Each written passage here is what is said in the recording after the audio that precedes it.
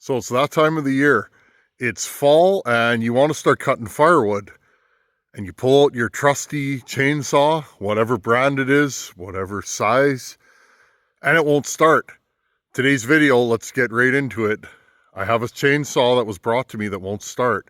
The question is, what do I do when a saw won't start? Let's dig right in. I don't even know what this saw is. This was literally dropped off to me last night. Let's have a look. Okay, here's what we got here. It's an Echo. Don't even know what it is. I unclipped it. I have not opened it. My neighbor pulled into the driveway last night. It was dark and I was hooking up my trailer and he said, "Hey, I'm not sure if you can help me, but I know you're a saw man. My saw won't start. I got some wood to cut up at the lake and I can't get this thing going." So let's see what we got here, friends. Ooh, that's a nice saw.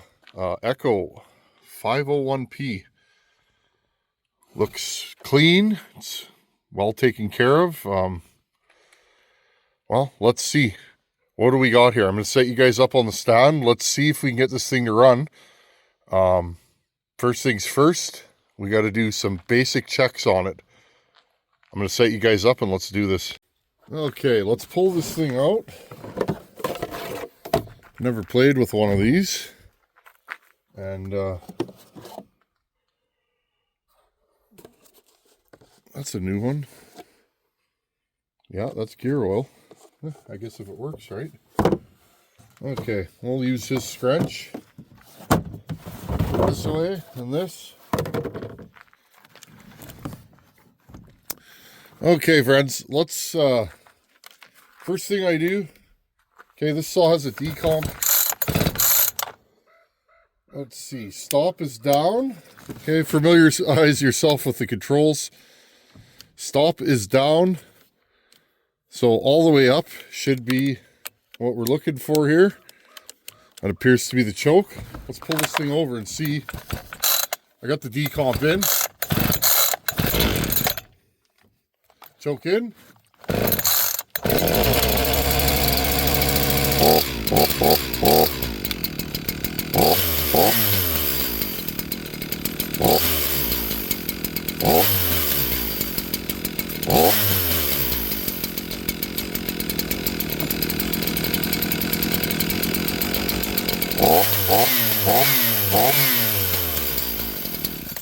Interesting.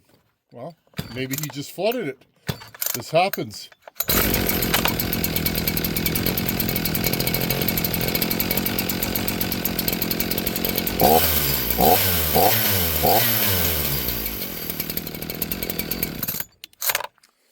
Okay, so this thing runs. So instead of dwelling on that, let's go over the fellow's saw form and make sure it's ready to rock and roll. Maybe, I don't know, maybe it flooded or maybe it's not going to start for me. Let's do a full service on this thing and get it ready for him so that he can go to the lake and cut wood with it. This chain is loose, but I'm going to pull this off. This is a nice saw. This has captured nuts. Okay, let's pull the fellow's chain off for him. And, you know, friends, I don't take a lot of work, but if I can help a neighbor, I'm going to do it every time, right? We're like that out here. Okay, well, let's see what we got here. We got a top cover. Let's give this guy's saw a full cleaning. I'm going to go get some proper tools. Looks like I need a Torx bit. Yeah, let's go over a saw form and make it like new. Now, the funny thing about this is I've had this happen where a saw won't start and suddenly it starts. So you never know, there might be something going on with it, or maybe it flooded. Again, if you use saws all the time or the same saw, it's easy to start your saw because you're always running it, but sometimes they sit and they do funny things. So let's go over the man's saw form and make sure he's good to go, is what I say. Okay, air filter. Okay, she's pretty dirty in there, but nothing too untoward. Let's take the whole top cover off. And I'm going to completely service this saw. We'll pull the spark plug out. And again, if it didn't start, I'd be looking for fuel. Now, first thing, and I'm going to tell you guys something. The first thing I asked him what do you use for fuel? And he says, I run Aspen. Friends, if you don't use your saw a lot, buy this stuff. It is a little bit pricier, but your saw will start. This stuff has a shelf life of 5 years, and it is dated 22nd day of November 2023. So this stuff's well within its usage. Okay, if you don't use your saw very often, drain the tank. Okay, drain the tank, fire it up, and let it idle until it dies. Or, like I do, I use a product called Opti2. Opti2 has a stabilizer in it. Now, I don't know how this comes off because, well, oh, okay, I see, right here. I use a product called Opti2. It is a chainsaw oil. I'm sure there's others that are just as good. And that stuff has a stabilizer in it. I have one saw that has had fuel in it for 5 years, and when you pull the cap, it still smells fresh and it still starts. Okay, that's one of the reasons why I run that stuff. Also, it's very clean. I don't notice any carbon buildup in any of my saws. So, okay, so first thing you would do if this thing didn't start, I'm not sure why it did. First thing I would do is check the fuel. If the fuel smells bad, you got to look at the carburetor. Okay, remember these things have rubber diaphragms in the carburetors, and they will get stiff. And if they get stiff, they do not pump fuel. Okay, and you will not have fuel, and your saw will be lean. And if your saw starts but it's lean, okay, again, you got to start looking at things like the carburetor. Okay, and I've posted, go on my channel and search carburetor, and there's a dozen videos probably of me rebuilding carburetors. This thing's not bad. Apparently this is a pretty good little saw. I've heard about these. I just got to get an extension. I have heard about these over the years. I know Charlie Briscoe's the Echo Whisperer. Pretty sure he ports these and makes them pretty nasty. So again, I'm not against Echoes. They make a good saw. Okay, all I'm doing right now is looking for anything that's off, making sure the coil is not covered in mung. Okay, you have a dirty coil and you might not get spark. We will pull the spark plug and look at that. And then I'm going to cover the exhaust port, or cover the intake port, and I will clean this saw. If I don't see anything wrong with it, then we'll put it in the wood, make sure it's tuned correctly. This does have the limiters in it still. I won't take them out because this is another man's saw. All limiters do is limit how far you can adjust your saw. It's an EPA thing. If you choose to have them fall out, that's on you. Okay, this thing's very clean. Not bad at all. Well looked after saw. Let's check for any burrs on his bar. Maybe we'll have to dress his bar for him. Check the chain. This chain is still sharp. Okay. It looks fine. It's still pretty sharp, so we're not even going to worry about his chain. Check your oiler hole right here. It is completely plugged, and that's probably why this is burnt. So again, we will clean up the man's bar for him and do that. Okay, let's look at the spark plug.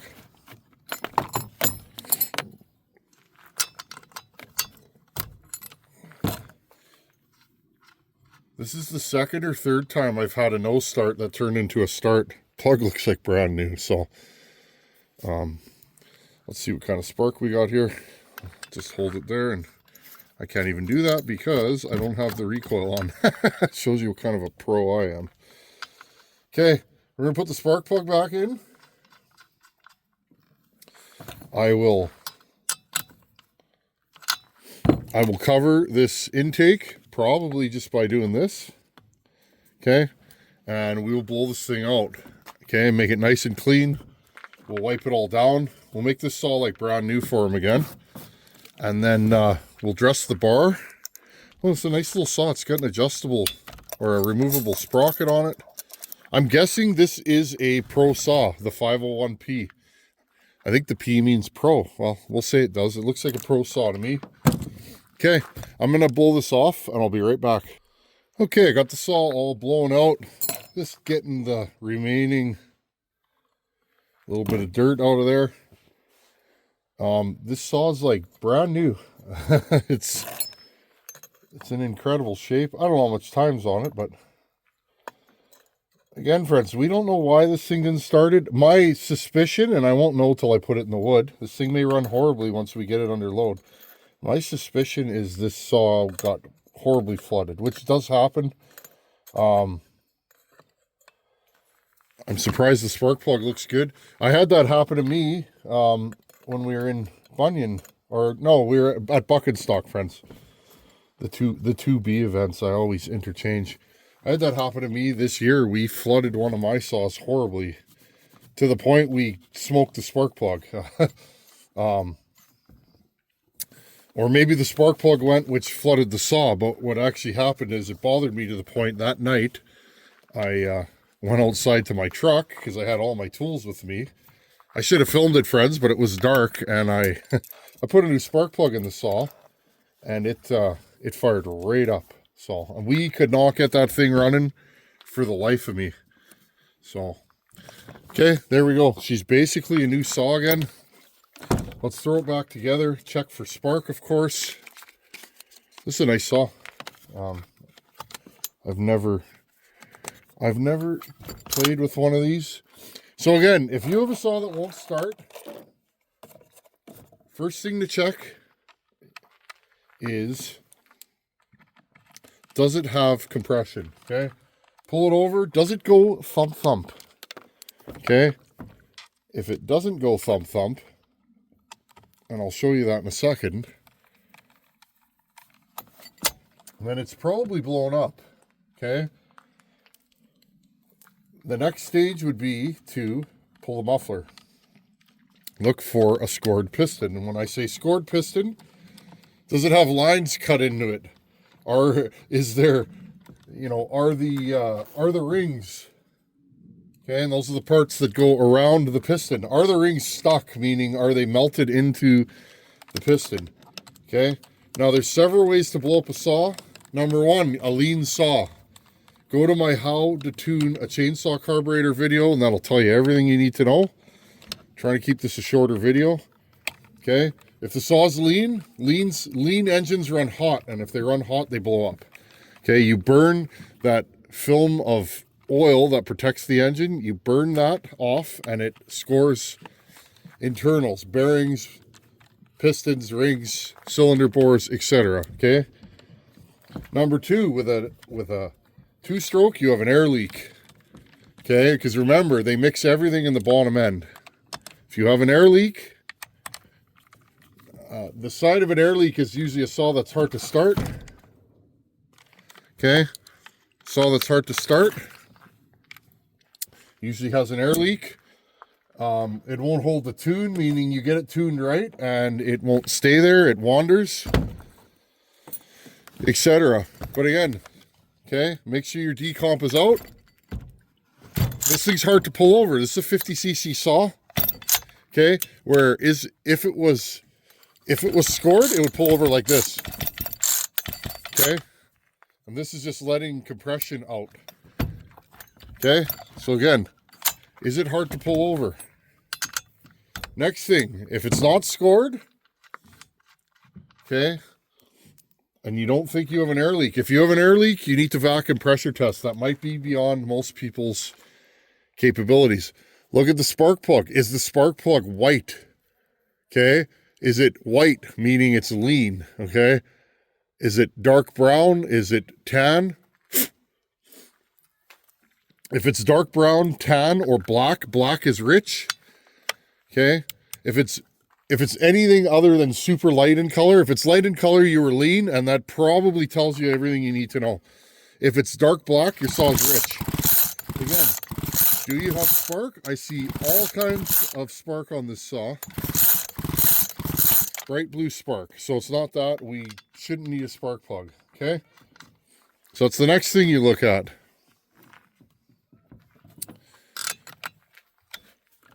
Okay?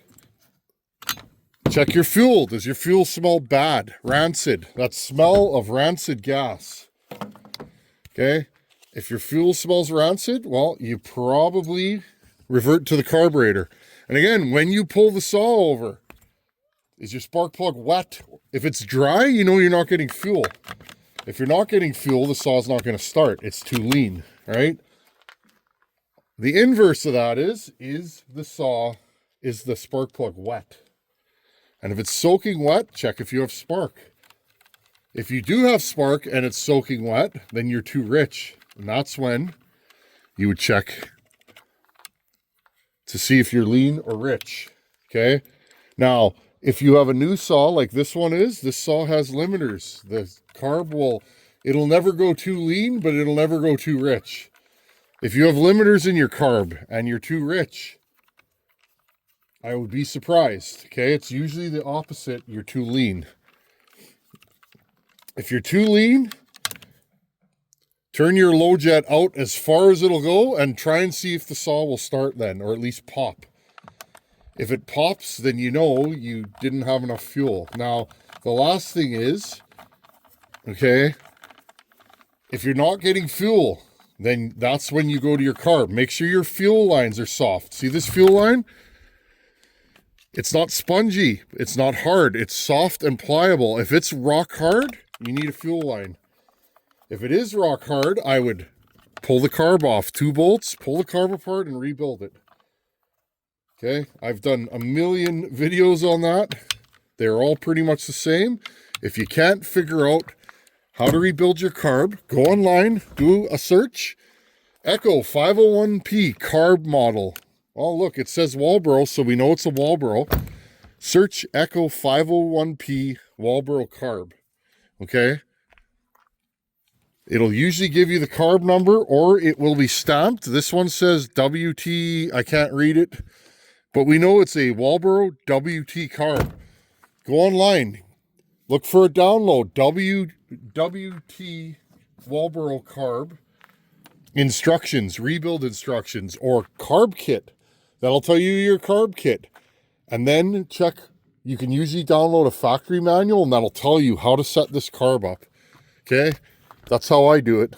I don't do nothing without the internet. I'm just going to blow this out. Okay, and then we're going to see if this thing runs again. Okay, she's blown out. Remember that. Every engine, you need 3 things to make it run. You need spark, compression, fuel. Okay, that's all it is. Simple. 2 strokes are the same. The only difference with a 2-stroke is you need the crankcase to be sealed. If it's an old saw, 99% of the time, you will need a carb kit and possibly crank seals. If you get your saw running finally, turn it on its side. If it races or lowers and it acts funny and doesn't take throttle, well, guess what? You probably have an air leak. How do you check for that? Spray carb cleaner around here. You might have to take your clutch off. Spray carb cleaner in here behind the recoil. Okay? Usually run it with the top cover off. Spray in there. Make sure you don't get it in the carb. Spray in there. If your saw shuts off, you need crank seals. Okay, let's see if this thing fires, and then we'll deal with this bar. The saw starts minty.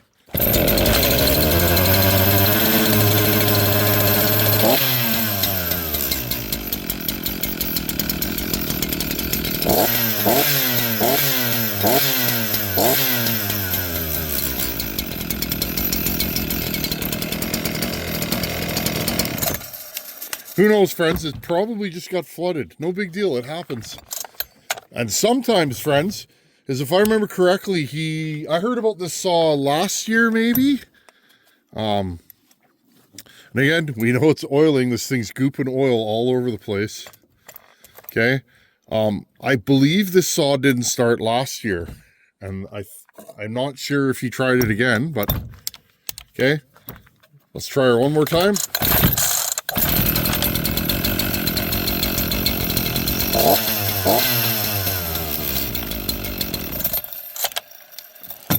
Okay, we'll put it in the wood and see what it's going to do.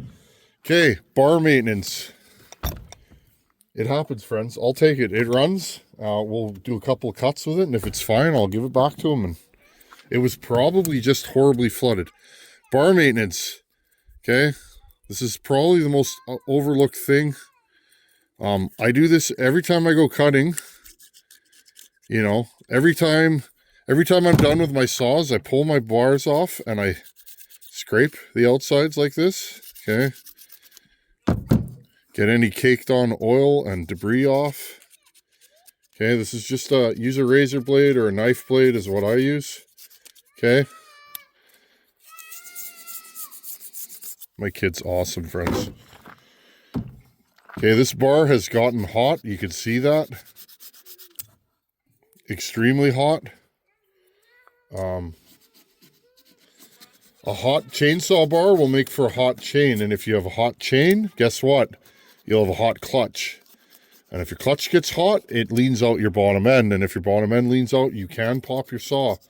We have had saws on this channel that were horribly grenaded, and it was from a hot bar. Okay. This is probably pitch from, you can tell this bar's been hot, but my guess is this is pitch from spruce trees here. We have a lot of dying off blue spruce trees, and if you cut them in spring, which you kind of have to here because, well, after winter often you got dead and broken trees, and so you get to cutting them. Well, when the pitch is running, the pitch from those things is horrible. Okay, and I'll clean this off the best that I can. Not for any other reason than I want to dress this bar and I want it as clean as possible. Okay, same thing with this side. I just dropped something there. Oh, key handle. Okay. Make sure my bar is clean. Okay, check for a burr. Can you see that shiny line there? There's a burr on this. Okay. Bars need to be dressed regularly. If your burr is wider than your chain, guess what? You'll have a hard time cutting, even with a brand new sharp chain. Okay. And if you have to push, that creates a lot of heat. And again, heat is what kills chainsaws. Okay, this one's not too bad. Just a little burr on there. We'll do the top. Top's pretty clean. Check to make sure your top rails are smooth. Okay, and again, take this. Okay. Take this. Run it in there. I just use whatever I have, a knife blade, a guide plate, you know, like the one that sits behind there. I have guide plates from various saws in my cutting bag. They've been there for years. I use those all the time. They work great. Okay. Clean out your oil hole. Okay, this thing was packed. You're not going to get any oil if it's dirty. And again, this could just be the last time he used this. He put it up and he hasn't cleaned the hole, but we're going to do that anyways. Okay, this side's completely packed. That's normal. This is a nice bar. It's got big oil holes in it. Okay, I'll just go in there and pick out the... Okay, we'll put this on. We will flip his bar because it needs to be flipped. You can see it's worn more on the top than the bottom. Okay. We'll throw this on there. This saw, the adjuster, is on the back right there. Okay, and it's chain's in fine shape. It's sharp. I'm not even going to worry about it. I was more than prepared to sharpen it, but it's clean, so we'll leave it. It looks okay. This is probably a 325. I don't know what length this is, 16-inch bar. Again, check if your rails are loose. This one's not horrible. It's not tight, though. Again, though, I will admit I've been running Canons and expensive bars for years, so that's probably, when you run a Canon or something like that, they're just so precise. And again, this has all been cleaned out. Okay. We'll line this up. I like the way the saw has captured bar nuts. Nothing's worse than, who among us, I mean, I've done it, who among us hasn't dropped a bar nut in the woods? I have. And you never find it. Never. Okay. Let's see what we got here. Oh yeah, this was loose. So we'll go in the front here. We'll go in the front here and tighten this up a little bit. Interesting. Oh, there we go. I was going to say, this is the scratch that came with this saw, so hopefully...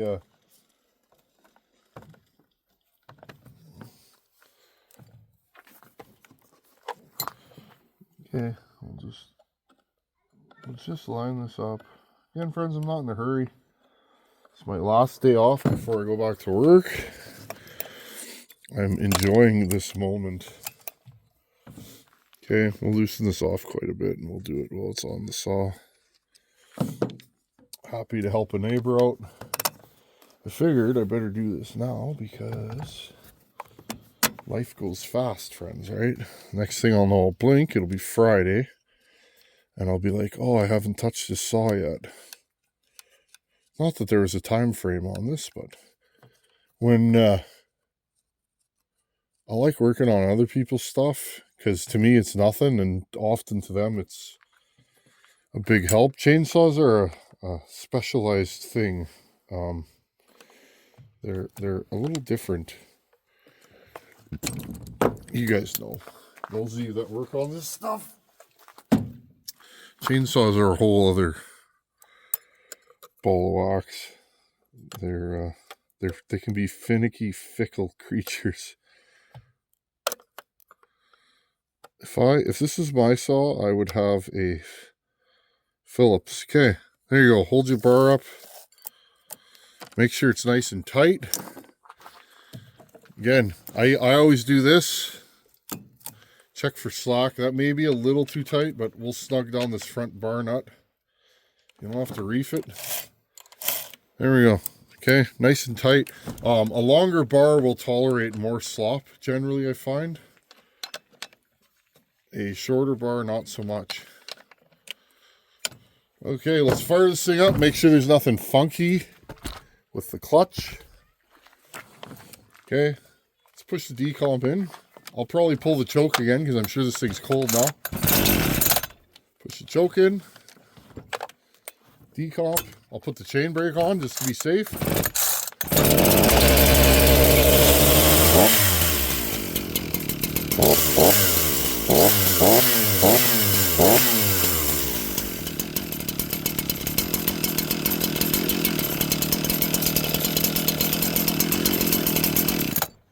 Okay, friends, well, I'm going to say my diagnosis will be that this thing got flooded. It happens. I have a couple of Dolmars that the switch is backwards from what I'm used to, and I flood them all the time. So, and I'm supposed to be the Tin Man on the YouTubes, you know, the chainsaw whisperer. I'm not. Okay, let's check if this thing has oil in it. We won't get it too dirty, but we're gonna make a few cuts with it. Yeah, it's got oil in it. It's got lots of fuel. Okay, guys, I'm gonna go put my my chainsaw boots on and maybe a hard hat, and we have some hardwood down over on the other side of the property. We'll just walk in there with the camera and let's buck some logs with this thing and just use it for farm work. That's what this is. It's a farm saw. I'll meet you guys over there.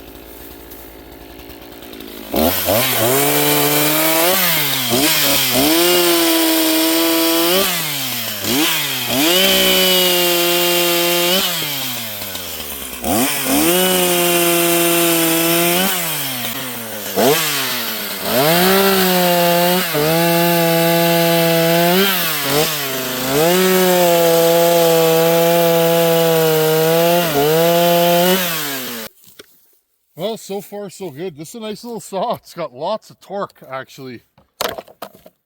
I understand these a little bit better now.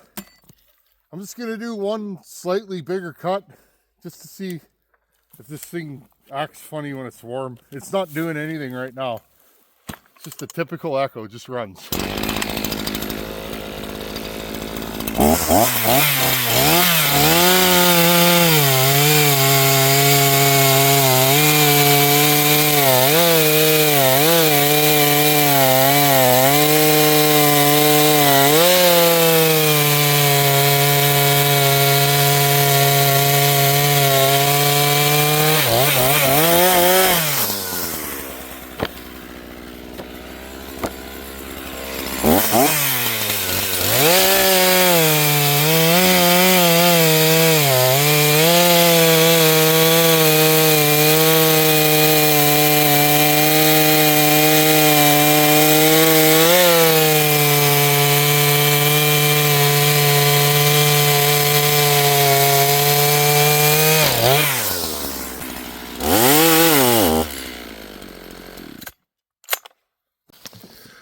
Well guys, there you go. We got her hot, and as I suspected, this muffler is full of fuel. See how it's smoking? We're burning the fuel out of the muffler. Remember, these scavenge. If your muffler's full of fuel, it'll make your saw even richer than it already was. So I don't know what happened, but the saw runs fine. You guys can see that's elm. It's hard as a rock. How big is this saw? 50 cc's? I would put this against an MS 260 any day. The difference is this thing's tinier. Like, it's light. So anyhow, friends, sometimes they start and you don't know why, and you just gotta be thorough. And it's a nice saw. For 50 cc's, it sure has grunt. I understand why guys port these now. It's not often I get that lucky. You guys have seen the trials and tribulations. I'm kind of scared. I've been lucky twice this week. Once with the 6.7 Cummins and that grid heater, and now this. I don't know what to say, friends. I'll bring it back to them and say, hey, I got her running. Not sure why, but it runs now. 98% of the time, when they don't start like that, it's because they were flooded horribly. And a lot of times, you either got to pull the spark plug out, and I'll use a lighter and I'll pull it over and burn the fuel out of it, or you may foul the spark plug to the point you need a new plug, or you just got to let it sit for, you know, a day or so, and then often they'll fire up. And then when they do, they will chug and smoke, and you can see I'm burning the fuel out of the muffler right now. So just keep that in mind. Not enough fuel is bad, too much fuel is bad. You won't hurt the saw with too much fuel, but it won't start usually. So anyhow, friends, thanks for watching. Take her easy. Later.